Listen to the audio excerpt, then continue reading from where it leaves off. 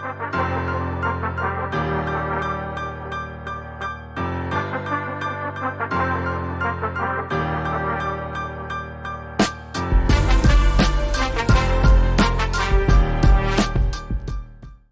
just witnessed Showtime basketball in Los Angeles tonight, and an unlikely hero stole the show. What's going on, guys? My name is AJ. I'm one of the two hosts here of A2Z Sports Talk. Welcome to one of the many episodes to come in the upcoming days and weeks. We have made a decision instead of our normal Monday and Friday episodes, we are going to be coming out with one every single day of the week, Monday through Friday, weekends off. But with the playoffs happening right now in the NBA, the NHL, the MLB season's been obviously picking up and gaining some steam here. It feels only necessary that we come out with episodes every day so we don't miss a beat on anything. So thank you guys for being here. Of course, hit that follow button if you're on Spotify or Apple. If you're on YouTube, make sure to subscribe. And obviously, we're going to be posting normal stuff on Instagram and TikTok as well, and Twitter in the upcoming days and weeks, as we always do. We have to start in the NBA. I started off by saying an unlikely hero stole the show, and that was definitely the case tonight in Los Angeles. A series that includes Anthony Davis, LeBron James, Steph Curry, Klay Thompson, four of the um, best players. You could put them in the top 75 players of all time. And all three of the four were great tonight. Steph had an unbelievable game until the end. I'll get to that in a second. LeBron had a really rough second and third quarter, but really picked up steam in the fourth. Anthony Davis was kind of non-existent in the fourth, but overall, a very solid game. And then Klay Thompson was very, very just had an off night tonight. 3 for 11, 9 points. Hard to really get him involved. I thought they defended him really well for the Lakers. But the unlikely hero, Lonnie Walker the fourth. In 27 minutes played, he scored 15 points, including 13 in the fourth quarter. Lonnie got a lot of minutes to start the year. And it kind of lost minutes when they brought in D'Angelo Russell, Malik Beasley, Vanderbilt, Rui Hachimura, guys of that nature. And Lonnie's kind of been pushed to the side, but every source that I'm hearing from, he has been a pro's pro and has really just stayed ready throughout this whole process. And he came up huge tonight. The Lakers would not have won this game without him. As I just said, the Lakers did win this game. They win game four, 104-101. They are now up 3-1 in the series against the reigning champs. Anthony Davis and LeBron James combined for 50 points. LeBron had 27. Anthony Davis with 23 and 15. LeBron was not super efficient tonight, 10 of 24. His three ball has still been not falling. He's not a prolific three-point shooter in the first place, but it hasn't been falling to his normal pace. I thought Anthony Davis started off the game great. Based off his prior history in this playoffs, this was supposed to be the game that he kind of fell off, but he was great tonight. Very, very impactful defensively in the first half, especially. Again, he only had like 4 points in the third and fourth quarter or something crazy like that. They had a really hard time getting him involved. But again, luckily, Lonnie Walker stole the show tonight and was unbelievable. Speaking of unbelievable, Steph Curry with a triple-double. I don't have it written down here. I think it's 27, 14, and 13, something ridiculous. He was making highlight reel plays, behind the back passes, deep threes. I mean, just classic stuff. He was, as a LeBron James fan cheering for the Lakers, he was scaring me this entire game. But he was really the only guy showing up big for the Warriors tonight. And I mentioned a second ago that Steph was great until the end. It was a 3-point game with about 35 seconds left. They got a switch. Anthony Davis switch on to, I think it might have been actually a 1-point game at that point, 102, 101. And then AD switched on to Steph Curry and kind of, did a tremendous job. It reminded me of Kevin Love back in game 7 of the Golden State Warriors Cavaliers series when Steph was trying to shake K Love to get off a tying three there at the end and just couldn't shake him, and K Love stayed with him. Anthony Davis did a phenomenal job. Steph was forced to shoot a deep three. The ball comes off. Draymond Green gets the rebound. Great offensive rebound. Kicks it back out to Steph. AD stays with him. And that one, he shoots it again, and that one was a much more contested shot than even the first one, and probably an ill-advised shot in that situation. He misses it. Lakers get the rebound. Anthony Davis goes to the corner. They double team, and they end up getting a tie-up for a jump ball. The Warriors win the jump ball. The ball comes off, and Steph Curry's on the ground with the ball and throws it backwards when they had one timeout left, and it goes straight out of bounds. I assume that he thought somebody was behind him, but the ball goes straight out of bounds. The Lakers get it. They call a timeout to advance the ball even further. LeBron throws it in, and the Lakers come out with a huge, huge home victory. The series is going exactly like the Grizzlies series went so far. Um, if I'm going to guess, I think the Warriors do win game 5, and I think the Lakers end up winning in game 6. That's why I predicted coming into the series, and I think it's going to play out exactly like the Grizzlies series. Unlike the Grizzlies, down 3-1, the Warriors are a different breed. They've obviously won 4 championships. They have that championship pedigree. The Grizzlies kind of laid down in game 6 of that series. I know the Lakers actually played phenomenal in that game 6 against the Grizzlies, but the Grizzlies were not ready for that moment. Not yet, at least. The Warriors have been there and done that. So down 3-1, the fourth one is always the hardest. The Lakers got to come out and be ready in game 5. Hopefully can finish it in game 5, because the Suns Nuggets series, which I will be talking about tomorrow after their game, um, that series back and forth is probably at least gonna go 6, obviously, but in my opinion, going 7 games. Steph Curry, one more thing on Steph before we move on here to the Heat Knicks. Steph Curry, again, tremendous game until the end there. Not a great efficient night though, 12 of 30. But we all know Steph is the greatest shooter of all time. Um, One stat that stood out to me in his career in the playoffs, in the last 30 seconds on go-ahead shots, he is now 0 for 11 in his career, which is kind of mind-boggling, because I don't look at Steph as a not clutch player or chokes under the moments, under the bright lights. But that stat is very alarming, and he missed one of those shots tonight. Um, the other one was past 30 seconds, or within 1 minute, it would have added to that as well. But those 2 rush shots by him, Clay made a really nice 3 in the corner to put him up by 3 with about 3 minutes left. And then he just started chucking stuff again. He chucked up 2 deep threes that were off balance. And Steph's obviously 2 rush threes. His turnover kind of puts a little dent into how great Steph was tonight. Again, not very efficient, 12 of 30. But those couple plays at the end, kind of like what Malcolm Brogdon did in the Sixers series. A couple plays in that series reminded me of this, where it kind of takes away from the greatness of Steph Curry in this game. But at the end of the day, Lakers win the game 4. They're up 3-1 in the series, 104-101. Let's move on to the other NBA game tonight, the Miami Heat and the New York Knicks. Miami Heat win this one, 109-101 in Miami. They are now up 3-1 in the series. There's one major difference in this game, in the series for me. I don't think it's a matter of the Heat stars being better than the Knicks stars when it comes to Bam Adebayo and Jimmy Butler. They're missing Tyler Hero. Because in my opinion, besides I think it was game 2, if I remember correctly, of Jalen Brunson, he has been very good. Julius Randle fouled out. He was kind of in foul trouble, so he only got up 13 shots. He was a very efficient 8 for 13 though. And RJ Barrett was very good tonight as well. Altogether, Brunson at 32, 11, and 4. Julius Randle 29 and 3, and RJ Barrett 24, 4, and 3. Jimmy Butler with 27. I don't have it written down here, but I believe Bam Adebayo was over 20 as well. The biggest storyline, though, out of this whole series of especially this game, is the bench play. The Miami Heat are without Tyler Hero, and their bench scores 34. Kyle Lowry with 15 of those 34. The entire bench combined for the New York Knicks with 10 points and shot 4 for 12. Kyle Lowry outscored the entire Knicks bench by 5 points. You're not going to win as great as Julius Randle and Jalen Brunson, RJ Barrett were. They're not going to win if their bench can give them only 10 points. This has been a problem for them all year. I know a lot of Knicks fans have talked about this all year, that it's a major issue.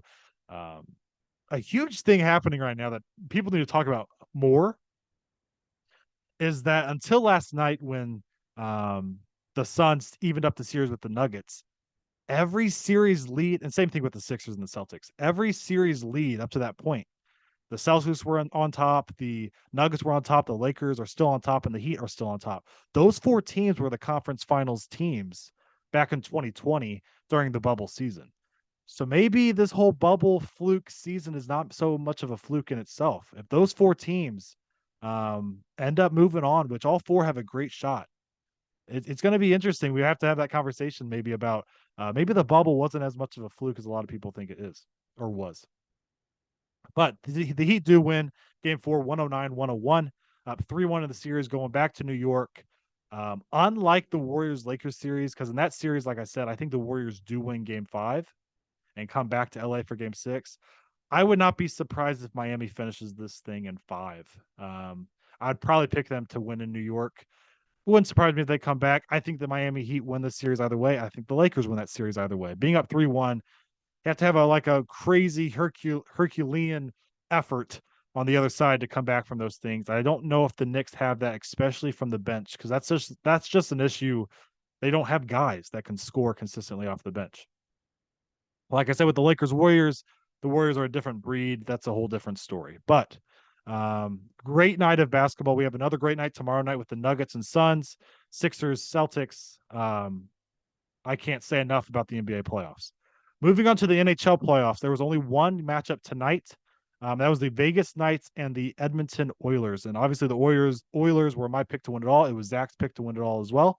And they played phenomenal in game two, blew out the Golden Knights. They come back home and they get blown out on their home ice by the Golden Knights. The Golden Knights win 5-1. Jack Eichel with a goal and 2 assists. Marcia Show with 2 goals and was a +3. The goalie, I don't want to screw up the name for Vegas's goalie. It's a French last name. He went down with a scary injury. Only four shot attempts on him, so it was very early in this game. Aiden Hill comes in. He has been a in and out starter all year for Vegas, and he comes in and goes 24 for 24 in net against a firepower offense that Edmonton has. Leon Draisaitl has been, and McDavid said at times he's the best player in the world. That's how good Draisaitl has been, especially in these playoffs with 13 goals in his 8 games played. It's ridiculous how good he's been. 17 points overall. But Vegas was great tonight defensively, limiting shots, only 28 shot attempts for Edmonton. That's a huge way of stopping Edmonton, is not letting them get those 45 shot attempts, which they want to do with Connor McDavid, Nugent Hopkins, and Draisaitl. Vegas with a massive win tonight. And it's a must-win game four for Edmonton. You can't go down 3-1 going back to Vegas. You need that game four in a couple days here. So we'll see. We'll see how this series plays out. But yeah, that was the only NHL game tonight. Vegas winning 5-1 to go up now 2-1 in the series. So let's move on to our last topic of the day. The MLB. Let me grab a little drink here in the middle. We got to start here in St. Louis. I guess technically starting in Chicago with our St. Louis Cardinals. They have got a little 2-game winning streak going on after tonight. They went 3-1 in Chicago. Michaelis was really solid. Only gave up 1 earned run, but his pitch count got up a lot. He struck out 7, but along with just deep counts, they were really making him work. He only pitched 4. I believe it was a 4 1/3, maybe 2/3. It was 4 1/3, 4 1/3 for Michaelis. Only 3 walks, but 96 pitches. Got into a little bit of a jam there in the 5th. They brought in Genesis Cabrera, which I have to shout out Genesis. Cabby posted us on his story, so thank you for that, Genesis. I appreciate that, my man. But he pitched an inning in the 3rd and was great. He walked a couple, but got out of some jams. We had a big throw out, fly out double play. The guy tagged up from 3rd. Donovan threw a cannon out to get Madrigal at home. But Genesis gets the win. Jordan Hicks scares the crap out of me every time I see him come in, but he was very good tonight. 2 scoreless innings, only 1 walk given, no hits allowed, 2 Ks. And then Helsley came in and was 4 up, 4 down, was phenomenal. Bullpen was great tonight. Only 1 hit allowed in their 4 2/3 innings of work. So great job by the bullpen. Offensively, Wilson Contreras was the story. That's been the big storyline across baseball, not just here in St. Louis. Is Wilson Contreras is no longer the everyday catcher for the St. Louis Cardinals. They are having Andrew Kisner catch every day, and Wilson Contreras at first they had talked about maybe in the outfield, which we already have an overload of guys in the outfield. But they have now changed that to solely a DH position for Wilson Contreras. Well, he makes his return to Chicago tonight and goes 2 for 4 with 2 ribbies and was making the crowd was letting him hear it, and he was making the crowd see his emotions. He was very, very public with how he felt about those about those boos. So a big Cardinals win, 3-1. Our first series opening win, which is a crazy stat to me that we had lost our first, I believe, 13 or 11 or 13 series openers. Um, but Contreras had two of the ribbies. On one came off a double, and Carlson got an RBI single later in the game. Nolan Arenado did not play tonight. Had some kind of pinched nerve in a neck or neck stiffness or something like that. But yeah, Cardinals win this one 3-1. Around the league, though, the other big storyline tonight, um, a lot of teams were off tonight, but the Rangers Mariners game was the biggest storyline of the night for a while. Ty France hit his second homer of the year in the first inning, but the big storyline was Logan Gilbert. He went six shutout, no hit innings. At one point, he had struck out seven guys in a row, and then he kind of fell apart there in the seventh. He gave up two runs. The Ty France homer was the only run I should say for the Mariners, and the Mariners actually lose this one to Texas in Seattle 2-1. Logan Gilbert gets the loss on a night where he pitches 6 2/3, gives up two runs, and strikes out 10, and had a no through six. He gets the loss, so that's kind of tough luck for him. The Tigers Guardians. Tigers won 6-2 in this one in Cleveland to begin that series. And the biggest thing for me is Javi Baez. So I got to go to the Cardinals game recently and see Javi in person. He had a homer off of us, and Javi, as a lot of you guys know, was benched a couple weeks ago for not hustling out a ball. He lost track of how many outs there were. We all know Javi's kind of been not fully engaged at times in the past with Chicago and now with Detroit. Since being benched, he's batting 340 with one strikeout in his last 7 games. We all know Javi is the guy that swings at everything. So for him to cut down his strikeouts like that, the Tigers are 16-18. They're 2 under. So they're playing decent baseball. They obviously swept us here in St. Louis. We don't have to talk about that. But I got to give a shout out to Javi Baez, a guy that gets a lot of hate and started off the year awful, miserable start to the season, was batting 160 to start the year. He's up to 256. Only one hit tonight, but one strikeout in his last 7 games, batting 340 since being benched. The Tigers will definitely take that production out of him in a lineup that doesn't have any production at all, really. The Rays beat the Orioles 3-0 in this one tonight. The Rays are now 29-7. The Orioles 22-13. Two teams that have been the Rays have had a good pass, I should say, but the Orioles, I talked about them last episode, how they're starting to come into their own a little bit. These are two franchises that are really rolling right now. The Rays win tonight, though. They had their ace on the mound, Shane McClanahan, 6 scoreless. He did walk 4, but he gets the win. That Rays pitching staff is so good. They get enough offense. Their offense has actually been really good this year. But if you look at the names, you wouldn't think so. But the Rays win that one 3-0. The afternoon game today, the Pirates and Rockies. The Pirates won 2-0. Kyle Freeland was great, 7 innings, but got the loss in that one. The Yankees Athletics. The Yankees won 7-2, and Harrison Bader's been the storyline over there.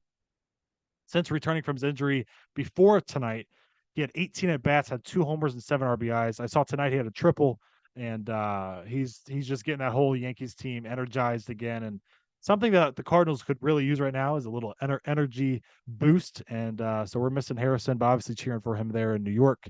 They got the win 7-2. The Royals, who are one of the top 2 worst teams in baseball, with a big win over the White Sox, who are obviously a huge disappointment.